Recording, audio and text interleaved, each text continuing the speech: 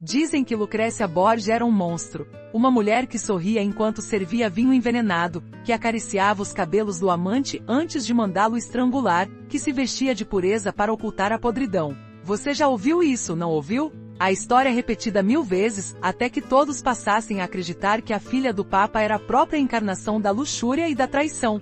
Mas feche os olhos por um instante e se pergunte, quem se beneficia dessa história?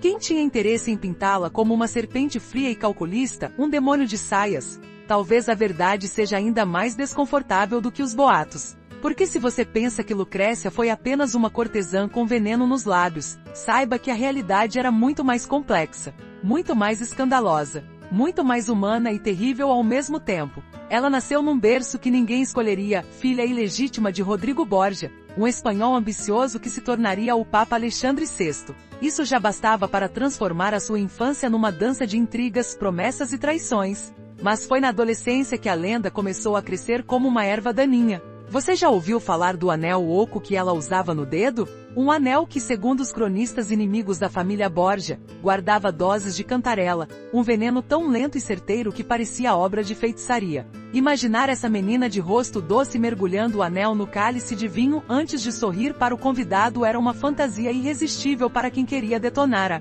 reputação dos Borgia. Mas será que existiu mesmo esse anel? Ou era só uma peça de propaganda política criada pelos rivais que temiam o poder sem limites do Papa? O nome Lucrécia virou sinônimo de depravação. Ela era chamada de adúltera, incestuosa, assassina. Alguns diziam que mantinha relações com o próprio pai. Outros afirmavam que dormia com o irmão, César Borgia, o condottiero mais temido da Itália. Os boatos corriam tão depressa quanto o fogo que devorava cidades. Cada nova fofoca era um tijolo erguido no mito que atravessaria séculos. Mas poucos se perguntavam, por que ela, entre tantas mulheres do Renascimento, se tornou alvo de tanto ódio? Talvez seja porque Lucrécia não cabia na moldura que reservavam as mulheres de boa família. Ela não era uma santa enclausurada num convento. Não era uma esposa submissa que suportava humilhações em silêncio. Era uma mulher instruída, fluente em latim, versada em poesia, capaz de negociar alianças políticas com mais habilidade que muito cardeal. Era também bela, carismática, magnética. E isso, no mundo dominado por homens, era imperdoável. Imagine o que era crescer num palácio onde cada parede escondia espiões, onde cada rosto sorridente podia ser um traidor, onde cada festa podia terminar em morte. A corte de Alexandre VI não era apenas luxúria e banquetes. Era um teatro de sombras, onde alianças mudavam de uma noite para outra. E Lucrécia não teve escolha. Foi usada como moeda de troca em casamentos que serviam à ambição de seu pai e de seu irmão. Antes dos 20 anos, já havia sido prometida, casada, anulada e prometida de novo. 3 vezes. E ainda assim, ela sobreviveu. Sobreviveu aos inimigos, aos boatos, às conspirações. Sobreviveu ao irmão sanguinário que decapitava nobres sem remorso. Sobreviveu ao pai que a manipulava como uma peça no tabuleiro. Sobreviveu às línguas venenosas que diziam que seu ventre carregava filhos incestuosos. Mas a pergunta permanece, era ela realmente a criminosa que pintaram? Ou uma mulher forjada no inferno da política renascentista, obrigada a se defender com as armas que tinha? Quem decide qual história fica gravada nas páginas dos cronistas? Os vencedores. Os que seguram a pena. Os que compram os escribas e matam os inimigos. E ninguém venceu mais batalhas de reputação do que os adversários dos Borgia. Eles precisavam de um rosto para concentrar todo o horror da corrupção papal, e escolheram o dela. Porque Lucrécia era bonita, jovem e inteligente. Porque seu nome soava doce demais para não parecer cínico. Porque acusar uma mulher de depravação sempre foi mais fácil do que acusar homens poderosos. Agora me diga, você realmente acredita que essa mulher, criada num convento antes de se tornar duquesa, tinha tempo de comandar uma rede de envenenamentos enquanto escrevia cartas em latim, negociava dotes e sobrevivia aos partos? Ou será que parte dessa lenda foi criada por cronistas pagos, viajantes sedentos de escândalo e inimigos que precisavam justificar seus fracassos? Talvez nunca saibamos cada detalhe. Mas se existe uma certeza, é esta: a história oficial que você ouviu é apenas uma camada. Por baixo dela, há um submundo de pactos secretos, alianças improváveis e sobrevivência crua. Você acha que conhece Lucrécia Borgia? Pense de novo. Porque atrás dos retratos idealizados e dos libelos difamatórios, havia uma mulher obrigada a sorrir para seus algozes, a beijar a mão que a venderia ao próximo marido. Uma mulher que aprendeu cedo que no Vaticano, até a santidade tem preço, e às vezes, o preço era a própria alma. Se você acredita que essa história é só sobre uma cortesã venenosa, está enganado. Porque Lucrécia não foi apenas uma vilã, nem uma vítima. Ela foi um espelho deformado do poder mais corrompido que Roma já viu. E se você acha que nada disso tem a ver com o mundo de hoje, é melhor pensar de novo. Se gostar dessa história, confira outras aqui do canal e comente o que achou. Se inscreva no canal.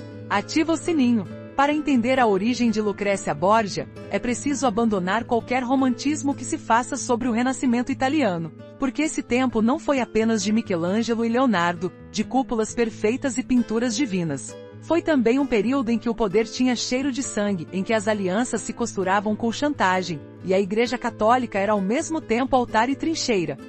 Lucrécia nasceu nessa teia de ambição e medo, onde ninguém era inocente, e quem ousasse parecer puro se tornava presa. Tudo começou muito antes de Lucrécia abrir os olhos na penumbra de um quarto romano. Em meados do século XV, Rodrigo Borgia, seu pai, deixou Valência, na Espanha, e acendeu na Cúria Romana como uma chama que ninguém conseguia apagar. Usando a habilidade de adular, subornar e ameaçar, Rodrigo se tornou cardeal, depois vice-chanceler e finalmente o Papa Alexandre VI.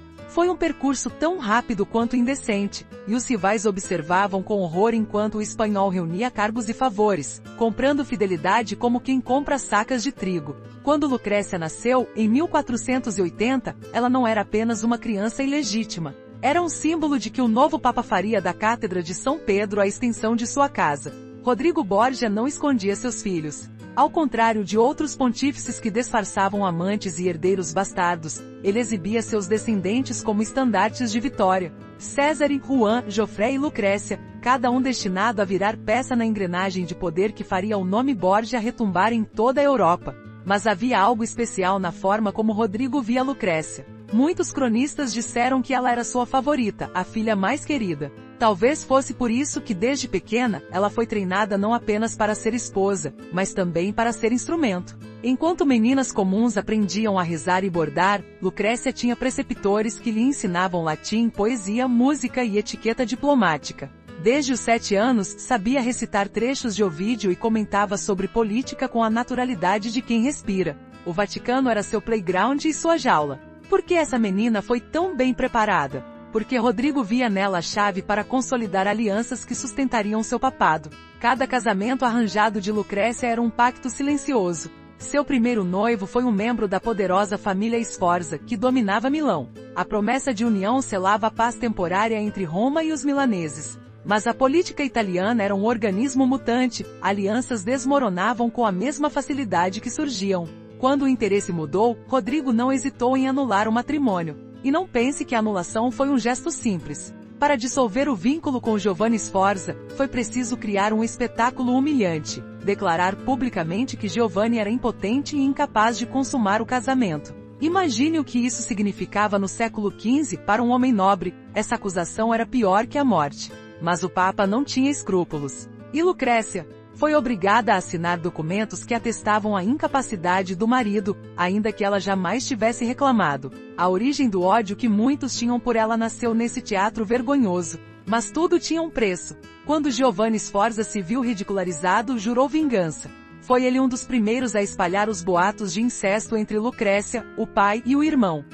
Na corte, rumores eram moedas de destruição. E Rodrigo Borgia tinha tantos inimigos que qualquer história, por mais absurda, logo virava crônica. Assim, a reputação de Lucrécia começou a apodrecer muito antes dela ter feito algo por conta própria. Por trás das tapeçarias bordadas com cenas bíblicas, Roma fervia em conspirações. Era uma cidade onde embaixadores estrangeiros, espiões e cardeais corruptos disputavam influência. A origem oculta da lenda de Lucrécia não está só no veneno que ela supostamente carregava no anel. Está no veneno dos que precisavam destruir a imagem dos Borgia para manter seus feudos. Porque na Itália fragmentada em reinos, ducados e cidades-estado, não havia espaço para meias medidas. Ou você era lobo, ou era cordeiro. Rodrigo Borgia era lobo, e sua filha herdou a pelagem mesmo que não quisesse. Aos 12 anos, Lucrécia já servia como pivô de negociações com os Orsini, os Colonna e outros clãs nobres. Cada nova aliança era uma nova acusação.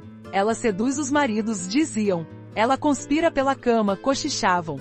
O mais cruel é que quase sempre ela era só uma criança deslocada, instruída a sorrir, fingir alegria e voltar para o convento até ser novamente oferecida como noiva. Poucos contam que entre um casamento e outro, Lucrécia passava meses trancada em Santa Clara, estudando manuscritos e cultivando amizades com monjas. Ali talvez tenha conhecido a única paz que teve na vida. Mas bastava o interesse do Papa mudar para que a serenidade se evaporasse. A origem de tudo que associamos a Lucrécia, veneno, sedução, crueldade, não surgiu dela, mas da necessidade de Rodrigo e César de manter o tabuleiro sob controle. Se os Borgia quisessem conservar o poder, precisavam fazer alianças com famílias que odiavam. E para isso, usavam a filha como isca dourada. Por trás da imagem de cortesã, havia uma adolescente que nem sempre entendia as peças do jogo. Uma jovem que aos 15 já tinha passado por mais humilhações públicas do que qualquer rainha da época.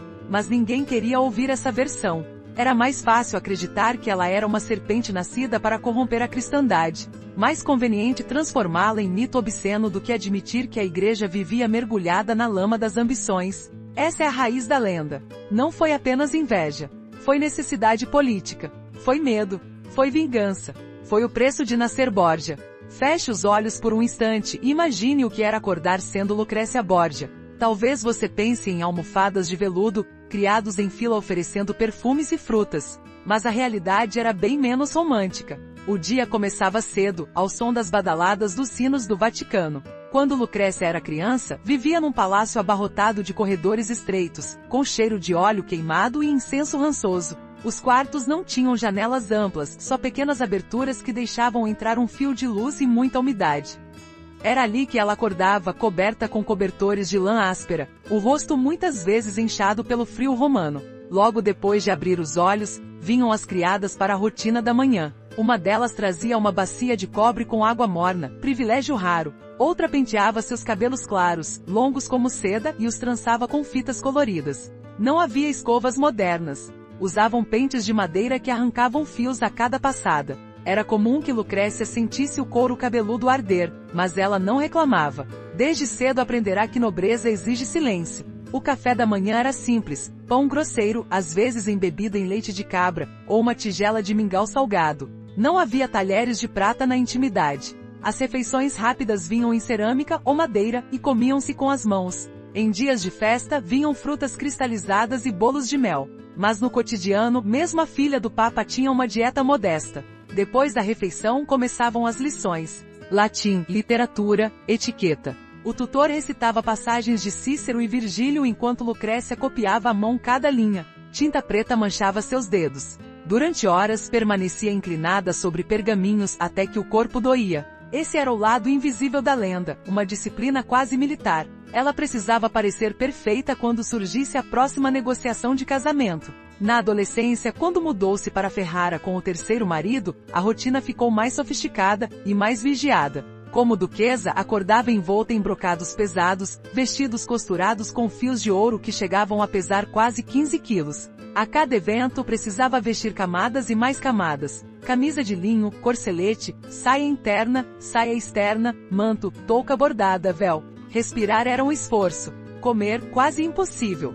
Mas era o preço de parecer majestosa. A higiene era outro desafio. Embora os cronistas adorassem descrevê-la como uma sedutora reluzente, a verdade é que os banhos completos eram raros. No inverno, tomava-se apenas banhos secos, panos úmidos passados na pele e perfumes fortes para disfarçar o cheiro de suor. Os aposentos tinham potes de cerâmica para necessidades, e as criadas despejavam o conteúdo nas ruas, onde se misturava a lama. Até a duquesa pisava em fezes humanas se quisesse sair de casa. O sono também não era repouso tranquilo. Os colchões eram sacos de palha cobertos por um lençol. As pulgas se multiplicavam no calor dos cobertores. Lucrécia tinha sempre à mão saquinhos de ervas aromáticas para tentar afastar insetos. Dormia de lado, com as mãos cruzadas sobre o peito, postura ensinada às jovens nobres como sinal de recato. Mas não havia paz. Mesmo no leito ouvia vozes cochichando atrás das cortinas. Boatos, ordens, ameaças veladas. E o sexo?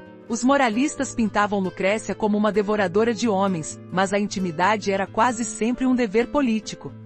Os cronistas que descreviam suas supostas orgias omitiam que, na maior parte do tempo, ela era obrigada a deitar-se com homens designados pelo pai ou pelo irmão, em noites combinadas para gerar herdeiros que fortalecessem alianças. Não havia romance, só a obrigação de provar que era fértil. E quando engravidava, surgiam ainda mais comentários maldosos. De quem seria o filho? Uma pergunta sussurrada por damas invejosas e espiões a soldo. As festas que hoje imaginamos como banquetes luxuosos tinham seu lado grotesco. Sim, havia mesas fartas de javalis assados e vinhos doces. Mas também havia disputas por influência, ameaças trocadas por trás de leques e sorrisos falsos. Enquanto músicos dedilhavam alaúdes, criados cochichavam sobre assassinatos que haviam ocorrido dias antes. Nada era seguro. Na corte de Ferrara, Lucrécia ganhou certa autonomia. Mandava cartas para humanistas, lia obras proibidas e patrocinava artistas. Mas até isso era vigiado. Cada livro que chegava precisava de autorização. Cada visita era registrada. Mesmo quando passeava pelos jardins, sempre havia um acompanhante. Era impossível estar sozinha sem alimentar novos boatos. A alimentação era sofisticada, mas nem sempre saudável. O vinho adoçado com mel era servido desde o almoço. As sobremesas, tortas de figo e nozes, pesavam no estômago. Não havia conhecimento sobre vitaminas ou dietas equilibradas. Era comum Lucrécia adoecer. Os médicos vinham com ungüentos e sangrias que mais pioravam que curavam. Quando engravidava, temia por sua vida. Partos eram momentos de risco mortal. E se a criança nascia doente, surgiam novas acusações de incesto. Na intimidade, ela tinha pequenas alegrias. Gostava de música e de recitar poesias provençais. Escrevia versos em italiano e latim. Algumas cartas sobreviveram nelas. Se vê uma mulher que amava os filhos, que temia os jogos de poder, que sonhava com alguma paz. Mas ninguém lia essas linhas com atenção. Era mais fácil acreditar que seus dias eram dedicados a envenenar taças e seduzir aliados. E assim se passavam as horas. Entre cerimônias, partos, cartas, humilhações e a constante vigilância. A vida real de Lucrécia Borgia não era um romance sensual. Era um labirinto de obrigações e incertezas. Uma rotina que poucas mulheres suportariam sem enlouquecer. Quando Lucrécia Borgia surgia em público, todos os olhos se voltavam para ela. Mas não era um olhar de simples admiração. Era curiosidade, inveja, desejo, temor. Ao mesmo tempo em que as pessoas se curvavam em reverência, havia sempre um sussurro venenoso no ar: ali vai a filha do Papa. A que traz a perdição em seus olhos. Essa contradição moldou a imagem social de Lucrécia. Entre os nobres italianos, ela era vista como moeda viva, uma peça valiosa no tabuleiro das alianças. Para as famílias que disputavam influência no Vaticano, casar com Lucrécia significava ter acesso aos corredores mais secretos do poder papal. Era como se, ao unir-se a ela, você automaticamente ganhasse o favor de Alexandre VI e Césare. E ainda que essa união fosse tingida de escândalo, valia a pena correr o risco. Mas junto com essa aura de poder vinha o estigma. Os Orsini, os Colonna, os Sforza, todas as grandes casas que se aproximavam dos Borgia acabavam marcadas por desconfiança. Se casaram com a filha do Papa, diziam, logo estão tramando algo sujo. E quando surgiam mortes misteriosas ou traições, era comum culparem Lucrécia, mesmo que ela estivesse trancada em algum convento a centenas de quilômetros de distância. Sua simples presença num contrato de matrimônio já bastava para atiçar a imaginação popular. Nas festas e banquetes, ela ocupava sempre um lugar de destaque. A duquesa de Ferrara, a princesa de Roma, a filha do sumo pontífice. O protocolo exigia que se levantassem quando ela chegava. Mas por trás dos sorrisos, ninguém esquecia que Lucrécia era Borgia. E ser Borgia era carregar uma herança incômoda. Ela era respeitada pela posição que ocupava, não necessariamente pela pessoa que era. O clero também tinha sua própria forma de enxergá-la. Muitos padres a viam como um instrumento de escândalo, uma figura que encarnava a decadência moral do papado renascentista. Alguns cardeais, temendo que sua proximidade com Alexandre VI manchasse toda a igreja, boicotavam recepções e evitavam saudá-la em público. Mas nas mesmas noites enviavam emissários secretos ao palácio, implorando favores que só os Borgia podiam conceder. Hipocrisia não era exceção, era regra. As mulheres nobres nutriam sentimentos mistos. Parte delas invejava seus vestidos, joias e a facilidade com que Lucrécia circulava entre o poder e o luxo. Outra parte a desprezava por aquilo que consideravam depravação. As histórias de incesto se espalhavam rápido, e sempre havia alguém disposta a apontar o dedo. Mas no fundo, muitas sabiam que a vida dela não era tão diferente da de qualquer outra nobre. Todas eram obrigadas a se casar por interesses políticos, todas eram vigiadas. A diferença é que com Lucrécia, os escândalos se tornavam notícia em toda a Europa. O povo comum, aquele que vivia fora dos muros palacianos, enxergava Lucrécia com uma mistura de fascínio e medo. Para os camponeses ela era quase um mito. Uns diziam que bastava seu olhar para amaldiçoar uma colheita. Outros acreditavam que ela mantinha pactos com feiticeiras e que seus filhos nasceriam com deformidades por causa dos pecados da família. Ainda que tudo não passasse de superstição, essas lendas tinham força. Na Idade Média tardia e no início da Renascença, boatos viravam verdades absolutas se repetidos com convicção. Quando visitava conventos ou igrejas, havia sempre mulheres que se ajoelhavam diante dela, não por respeito mas por medo. Rezavam baixinho, pedindo a Deus que as protegesse da influência de aquela mulher.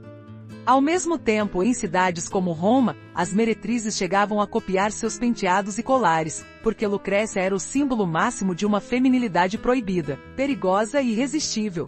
As relações com outras cortes europeias eram ainda mais tensas. Embaixadores franceses, espanhóis e alemães escreviam relatórios detalhados sobre seus gestos, suas palavras, seus olhares. Tudo era usado como combustível para a propaganda política contra o Papa. Para eles, Lucrécia era o ponto mais fraco e mais exposto do poder Borgia. Criticar o Papa diretamente era arriscado. Criticar a filha era mais seguro e igualmente eficaz. Na corte de Ferrara, seu último casamento, ela conquistou respeito que nunca tivera antes. Alfonso d'Este, seu marido, era poderoso e ao mesmo tempo pragmático. Sabia que Lucrécia trazia benefícios políticos, mas, diferente dos anteriores, permitiu que ela exercesse influência cultural. Tornou-se patrona de artistas, protetora de escritores. Isso não apagou a má fama, apenas adicionou uma nova camada de ambiguidade. Como podia a devoradora de homens também ser uma mecenas culta? Para muitos, era a prova de que Lucrécia sabia enganar a todos. Para outros, era o sinal de que as histórias não passavam de exagero. Mesmo assim, qualquer bondade que demonstrasse era vista com suspeita. Se doava esmolas, diziam que queria comprar absolvição pelos pecados. Se promovia espetáculos de teatro, sussurravam que era uma forma de disfarçar orgias. Se protegia freiras perseguidas, espalhavam que fazia isso para manter informantes.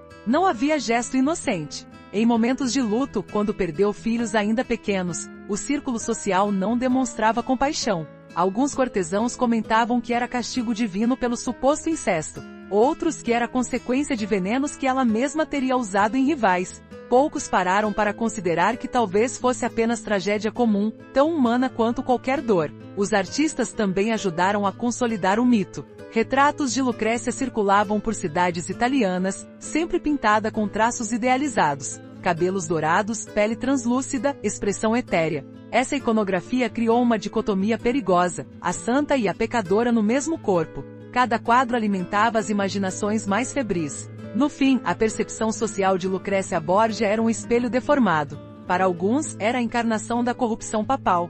Para outros, uma mulher engenhosa, forçada a sobreviver num mundo que queria destruí-la. Ninguém, porém, ousava ignorá-la. Seu nome era pronunciado com cuidado, como quem segura uma taça de cristal, frágil mas capaz de cortar a pele. Por trás das paredes altas dos palácios onde Lucrécia Borgia viveu, havia segredos tão densos que pareciam tomar forma no escuro. Ser filha do Papa não era apenas um privilégio, era uma sentença. Cada passo que Lucrécia dava vinha acompanhado do risco de desmoronar tudo que seu pai e seu irmão haviam construído.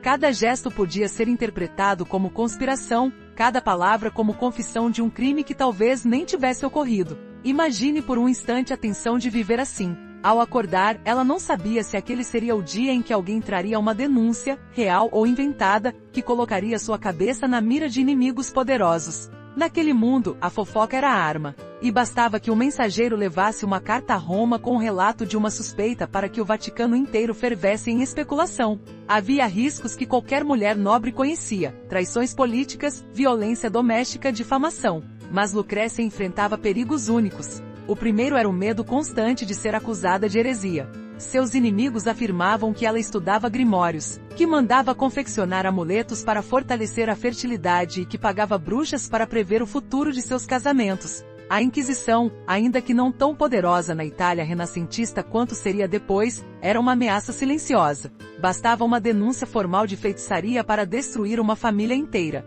Outro risco era ser envenenada pelos que juravam vingança contra os Borgia. O ódio que cresceu ao redor do papado de Alexandre VI não se dissipou com alianças. Continuava vivo nas cozinhas, nos corredores, nos confessionários. Durante banquetes, Lucrécia tinha o hábito de deixar a primeira taça de vinho intocada até ver se alguém se atrevia a provar antes. Algumas crônicas dizem que ela carregava um escravo mouro apenas para beber o conteúdo de seus cálices antes que ela encostasse os lábios. Se ele caísse morto, ela sabia que deveria fugir dali. Mas talvez o risco mais cruel fosse outro, o de ser acusada de crimes que não cometera. Ao longo da vida, Lucrécia foi forçada a assinar documentos de anulação, cartas que expunham amantes indesejados, até declarações em que confirmava acusações contra antigos maridos. A pressão era tão grande que qualquer recusa seria vista como traição ao próprio pai. Imaginar o que acontecia se ela ousasse desobedecer não é difícil. Os Borgia não hesitavam em eliminar quem se tornasse inconveniente.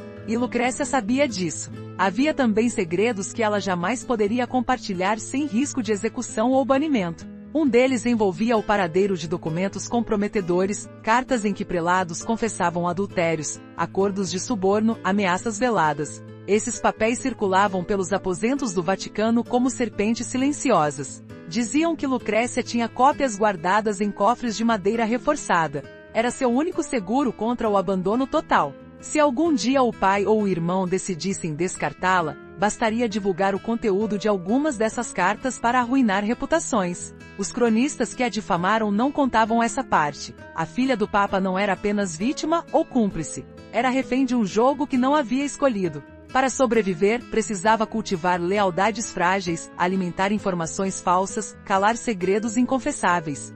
Às vezes precisava mentir. Às vezes, precisava sorrir diante do algoz. Também corria risco ao engravidar. O ventre de Lucrécia era território político. Se desse à luz uma criança doente, era sinal de castigo divino. Se tivesse filhos saudáveis, surgiam rumores de que a paternidade era incerta.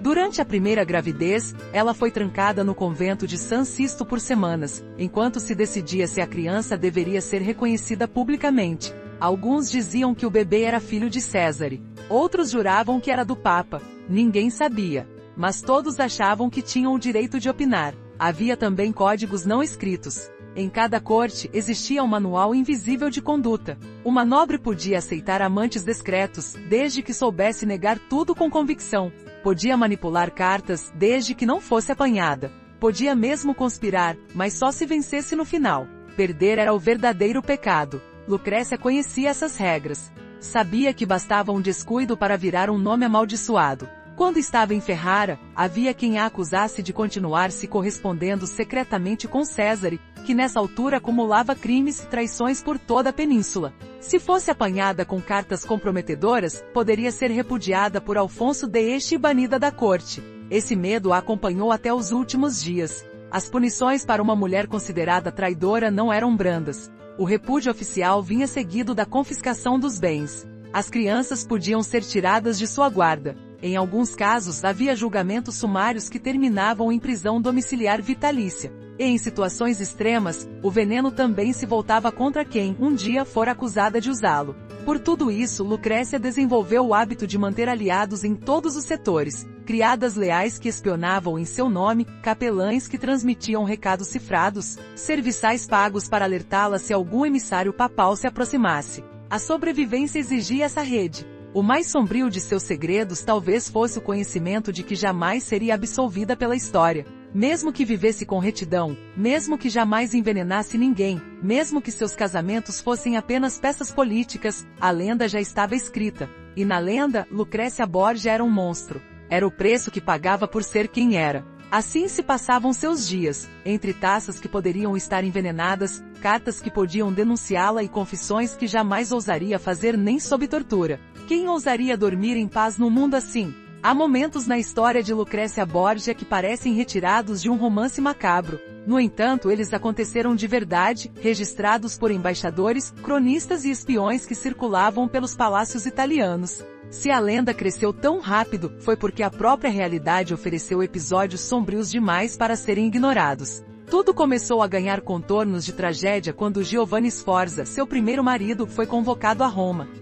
Oficialmente, seria para tratar de assuntos matrimoniais. Mas Giovanni sentiu o cheiro de armadilha. Ele sabia que os ventos políticos haviam mudado e que sua aliança com os Borgia já não servia. A família Sforza era poderosa, mas não o bastante para enfrentar o Papa. Giovanni fugiu de Roma à noite, deixando Lucrécia exposta a uma humilhação pública. Em retaliação, Alexandre VI forçou a anulação do casamento. O pretexto foi a impotência de Giovanni, uma acusação que no século XV era mais devastadora do que qualquer derrota militar. Imagine a vergonha, um senhor de terras e títulos sendo chamado de incapaz diante de toda a cristandade. Giovanni jurou vingança. Foi ele quem primeiro sussurrou que Lucrécia mantinha relações incestuosas com o pai e o irmão. Essas palavras se espalharam como peste. O segundo episódio sombrio ocorreu durante uma das ausências de Cesare Borgia. Lucrécia, então prometida a Alfonso de Bisceglie, vivia no Vaticano. Era um verão abafado, e as noites se tornavam palco de festas que misturavam cardeais, cortesãos e cortesãs.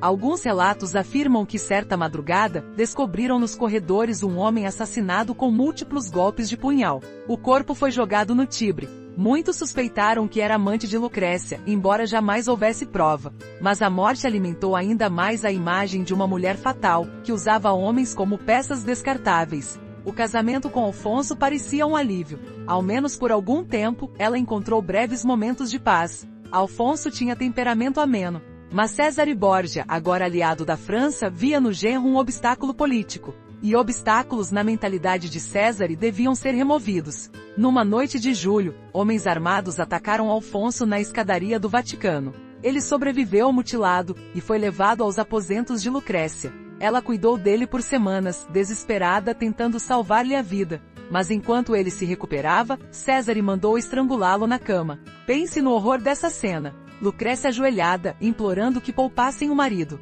Os assassinos com as mãos enluvadas pressionando o pescoço de Alfonso até cessar o último suspiro. Quando tudo terminou, ela ficou sozinha, chorando sobre o corpo. Foi um dos episódios mais brutais de sua história, e para muitos, a prova de que a família Borgia não conhecia limites. A morte de Alfonso devastou Lucrécia. Nos meses seguintes, caiu numa tristeza tão profunda que o Papa temeu perdê-la também. Alguns afirmam que ela se retirou por semanas a um convento, onde passou a rezar compulsivamente, como se quisesse expulsar os demônios que carregava no sangue. Mas não havia tempo para luto. O jogo político não permitia intervalos. Logo veio o terceiro casamento, com Alfonso de Este, herdeiro do Ducado de Ferrara. Em Ferrara, Lucrécia tentou recomeçar, mas os fantasmas a seguiam. Nas crônicas da época, há relatos de caixas misteriosas chegadas ao seu palácio, supostamente vindas de Roma, contendo presentes do irmão Cesare.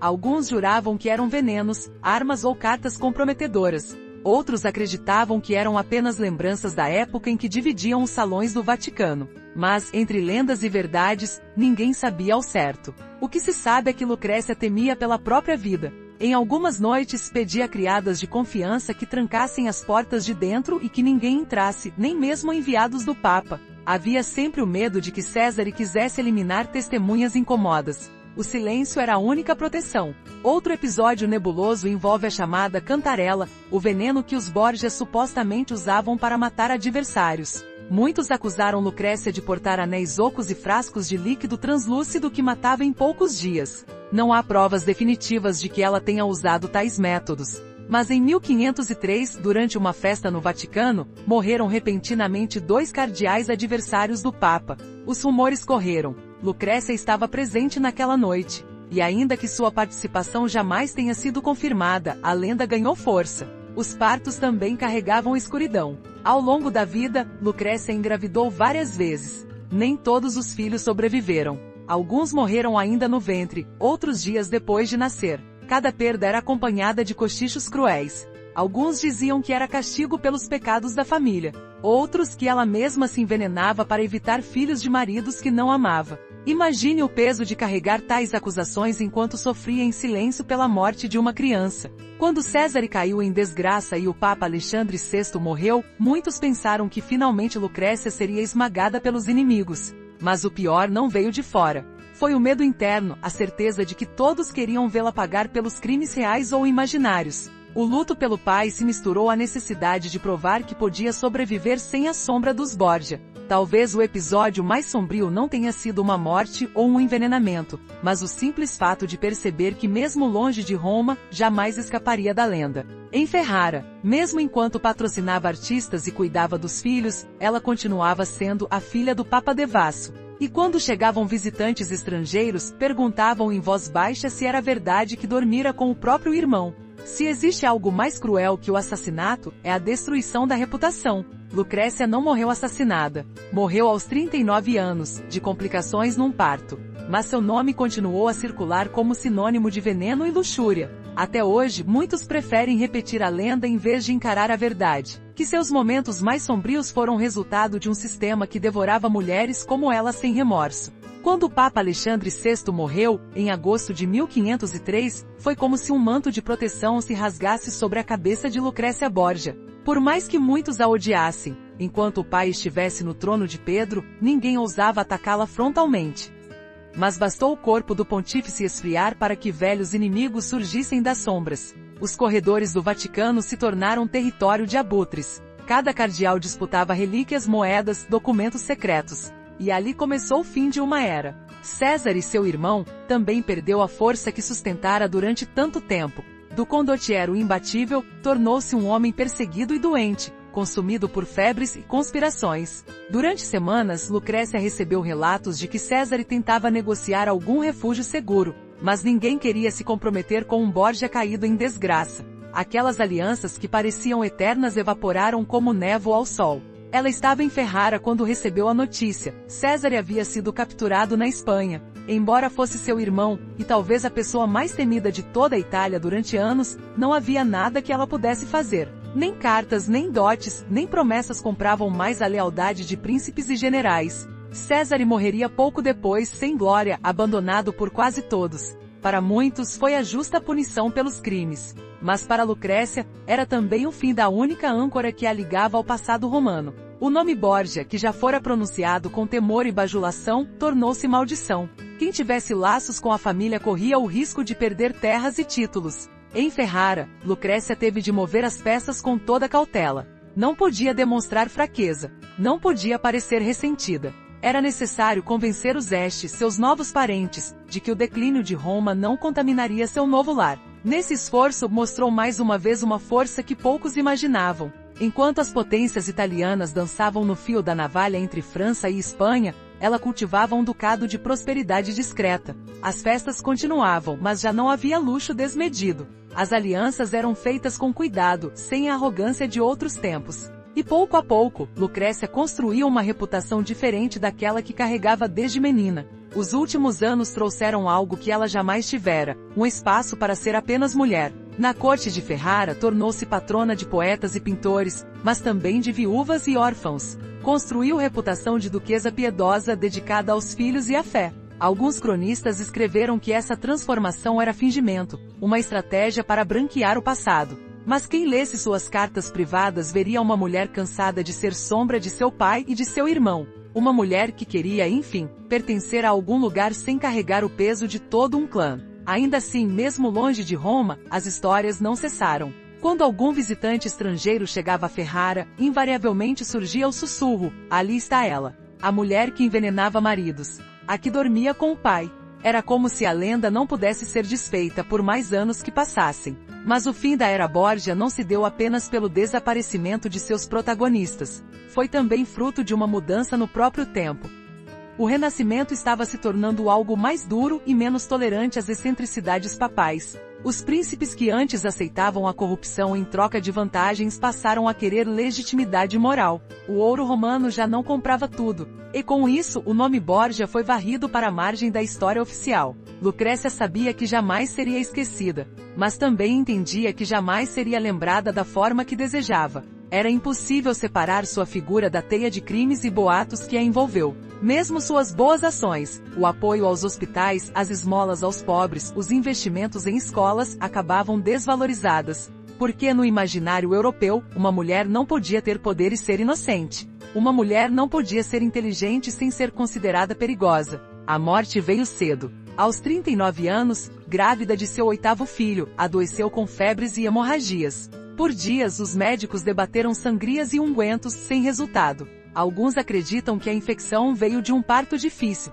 outros que foi consequência do corpo exausto após uma vida de tensão constante. Quando ela morreu, em 24 de junho de 1519, a notícia percorreu a Itália com velocidade de raio. Muitos celebraram, outros fingiram luto, mas todos sabiam que aquele era o selo final numa história que jamais perderia o poder de fascinar. E foi assim que a Era dos Borgia terminou. Não com uma guerra aberta, mas com o esgotamento silencioso de uma dinastia que ousou desafiar todas as convenções. O Vaticano, que um dia fora seu território, virou cenário de outras intrigas. Os novos papas evitaram mencionar Alexandre VI, como se apagando seu nome pudessem purificar o passado. Mas o rastro de seus feitos e das suspeitas permaneceu. Lucrécia deixou filhos legítimos que herdaram títulos e terras. Nenhum deles carregou o fardo da infâmia como a mãe, porque aos poucos a história oficial escolheu esquecer certos detalhes. Era mais fácil preservar a narrativa de que ela fora apenas um enfeite perverso do papado corrupto. Mais conveniente ignorar que também foi mecenas, administradora e sobrevivente. No fim, seu legado virou mito. Alguns a celebravam como femme fatale, outros como mártir de ambições alheias. Mas quase ninguém teve coragem de dizer a verdade nua, que Lucrécia Borgia era, antes de tudo, um produto de seu tempo. O espelho perfeito de uma era em que fé e ganância caminhavam de mãos dadas. Uma era que terminou quando seus protagonistas se esgotaram, mas que deixou cicatrizes na memória coletiva da Europa. O mundo avançou, as cortes se transformaram, os impérios se ergueram e ruíram, mas o nome dela permaneceu, como um aviso de que o poder, mesmo quando invisível, sempre cobra seu preço. E que nenhum título, nenhuma aliança, nenhuma piedade consegue apagar completamente o estigma de ter vivido num tempo em que tudo era permitido, menos ser mulher e ser livre. Se você chegou até aqui, talvez se pergunte o que restou de Lucrécia Borgia, além do eco de seu nome.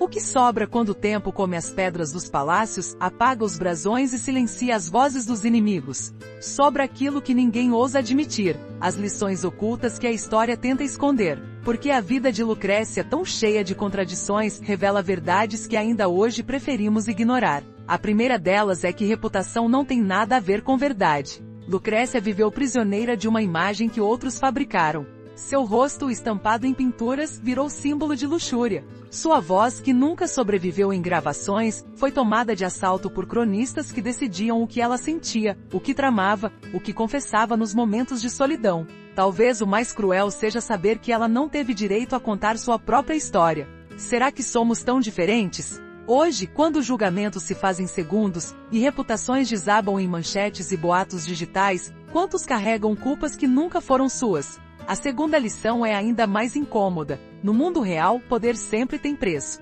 Lucrécia nasceu mulher numa família que confundia política com destino. Desde menina, aprenderá que seu corpo não era dela, que sua vida era instrumento.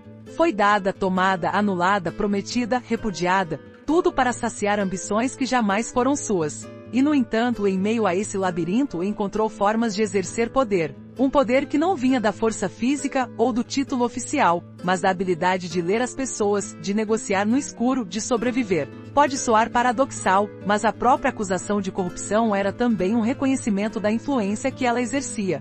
Será que somos tão diferentes? Quantas vezes, hoje, a sociedade exige que mulheres sejam perfeitas, mas não tão competentes a ponto de incomodar? Quantas são chamadas de ambiciosas demais, frias demais, perigosas demais só porque se recusam a ser decorativas? A história de Lucrécia é um espelho que não nos poupa, porque expõe como a liberdade feminina sempre foi um tabu que muitos preferiram sufocar em rumores. A terceira lição é a hipocrisia das convenções. Enquanto cardeais pregavam moralidade nos púlpitos, negociavam alianças com príncipes que matavam sem remorso. Enquanto acusavam Lucrécia de luxúria, mantinham amantes e bastardos. Enquanto condenavam seu suposto veneno, engoliam o veneno real da cobiça. Se hoje nos orgulhamos de viver numa era de transparência, convém lembrar que a fachada de virtude é sempre frágil. Talvez ela só esconda um pântano que preferimos não encarar. Mas a lição mais humana é que por trás do mito havia uma mulher. Uma menina obrigada a sorrir para homens que decidiam seu destino. Uma jovem que segurava filhos morrendo nos braços enquanto os cortesãos cochichavam que era castigo divino. Uma esposa que implorou pela vida do marido sem sucesso. Uma duquesa que encontrou tarde demais a chance de ser respeitada. E mesmo assim, jamais se libertou do passado. Talvez por isso Lucrécia fascine tanto. Porque ela não cabe num único rótulo.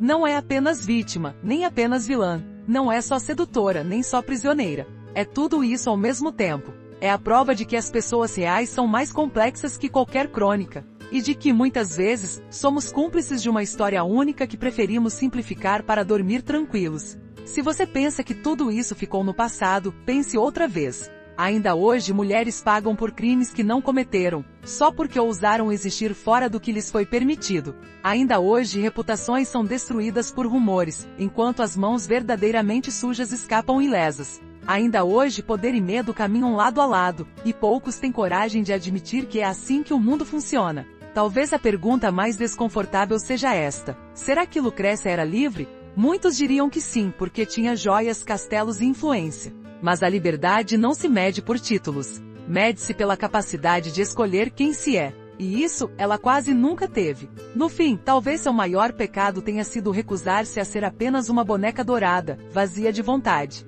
E isso, no século XV, era mais imperdoável que qualquer veneno. Quando olhamos para trás, a tentação é julgar com superioridade. Dizer que aqueles tempos eram bárbaros, que hoje somos civilizados. Mas basta um passo fora da linha para ver que o mundo continua rápido em julgar, lento em perdoar. E que as lições ocultas do passado não foram aprendidas, só ficaram mais sofisticadas. Por isso, talvez o mais honesto seja reconhecer que Lucrécia Borgia não foi um monstro, nem um anjo. Foi uma mulher obrigada a caminhar numa corda bamba sobre o abismo da política renascentista. E que no fim pagou o preço por não ter nascido homem. Talvez eles não fossem os loucos, talvez fossemos nós. Porque o que nos parece ridículo hoje, alianças forjadas em casamentos forçados, boatos que viravam sentença, era a única forma de sobreviver ontem. E talvez, no fundo, continuemos repetindo os mesmos erros, só que com outros nomes e outras máscaras. Feche os olhos por um instante e imagine que você acorda num palácio frio, onde as paredes murmuram segredos que ninguém ousa confessar em voz alta. Você é jovem, talvez ainda sem saber direito o que espera do mundo, mas já conhece o peso de ser observada o tempo todo. Antes mesmo de se vestir, há olhos avaliando seus gestos. Antes de abrir a boca, há ouvidos esperando uma palavra que possa se tornar arma contra você. E não há refúgio, porque não existe porta que não possa ser destrancada, nem silêncio que não possa ser interrompido. E se você fosse Lucrécia Borgia? Se nascesse marcada por um sobrenome que não pediu, carregando o estigma de filha bastarda de um homem que se tornaria o Papa, e se ao invés de brincar no quintal, passasse as manhãs repetindo frases em latim que precisaria usar um dia para salvar sua vida, talvez ache que teria coragem de fugir. Mas como fugir de um mundo onde seu corpo não lhe pertence, onde cada célula da sua existência é moeda de troca para fortalecer alianças? Como se rebelar quando seu destino já foi selado antes mesmo de nascer? Pense em cada casamento arranjado, em cada viagem forçada, em cada noite em que Lucrécia era informada que agora pertencia a outro homem, a outra família, a outra cidade. E imagine a frieza necessária para vestir o manto dourado e sorrir diante daqueles que no fundo, a odiavam. Você acha que suportaria? E se fosse você quem acordasse no dia em que seu marido, Alfonso, foi atacado na escadaria do Vaticano? Se visse o homem que dividia seu leito cambalear com o peito perfurado, derramando sangue nos degraus de mármore? Será que teria forças para ampará-lo, para enfrentar o irmão que tramou o assassinato? Ou se renderia à loucura que rondava todas as noites naquele palácio? Imagine que você tenta reconstruir a vida, que finalmente encontra algum afeto no novo casamento. E mesmo assim, cada criança que nasce de seu ventre é recebida com suspeita. De quem será o filho? Do marido legítimo? Do irmão? Do pai? Cada pergunta uma punhalada. Cada sussurro um lembrete de que você jamais será vista como mãe, esposa, duquesa, apenas como a mulher do veneno, a encarnação da vergonha. Você se pergunta se daria conta de carregar esse fardo. Talvez pense que teria coragem de dizer a verdade, de denunciar os crimes, de romper com a família. Mas e se no fundo, você também dependesse deles para sobreviver? Porque por mais que odiasse seu nome, era esse nome que a protegia de inimigos ainda piores. Essa era a tragédia de Lucrécia, não poder fugir daquilo que a sufocava. E se fosse você quem acordasse certa manhã sabendo que seu pai estava morto e que seu irmão, agora enfraquecido, jamais poderia defendê-la de quem vinha cobrar antigas dívidas? Imagine a vertigem. Durante anos, tudo parecia sólido, os castelos, as moedas, os tratados. Mas bastou um corpo esfriar para que todo esse mundo desabasse sobre seus ombros. Você ainda teria forças para levantar da cama? E se fosse você quem sentisse o veneno invisível da reputação corroendo cada gesto? Se ao distribuir esmolas, ouvisse que fazia isso para comprar absolvição? Se ao adotar um tom sereno, a acusassem de fingimento? Se ao amar seus filhos, dissessem que era apenas tática para mascarar crimes? O que aconteceria com sua sanidade? Pense em cada noite solitária, no quarto iluminado apenas por lamparinas, no cheiro de óleo queimado e paredes úmidas, no medo de que algum servo, comprado por inimigos, surgisse com uma taça de vinho. Você teria coragem de beber? Ou deixaria que outro provasse antes, sabendo que a morte podia chegar de forma silenciosa? E se fosse você quem tentasse, até o último suspiro, provar que era mais que um mito? Que era mais que as histórias obscenas que rodavam as cortes da Europa? Imagine escrever cartas com mãos trêmulas, tentando explicar quem você era de verdade, sabendo que ninguém queria ouvir, que os cronistas já haviam decidido seu destino, que para o mundo, você sempre seria um monstro. Agora olhe ao redor. Veja se no fundo, as coisas mudaram tanto assim. Quantas pessoas vivem hoje presas à versão que os outros contam delas? Quantas têm o próprio nome distorcido, embrulhado em boatos, massacrado por interesses que nada têm a ver com a verdade?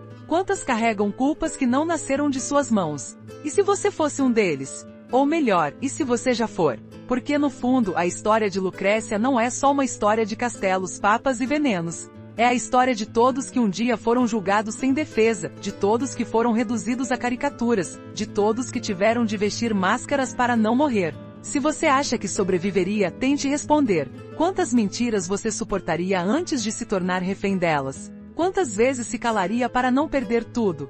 Quantas pessoas aceitaria trair para salvar a própria vida? Quantos segredos enterraria sabendo que um dia poderiam ser desenterrados? Será que você teria coragem de viver assim? Ou será que também acabaria escondendo a verdade, só para não ser queimado vivo?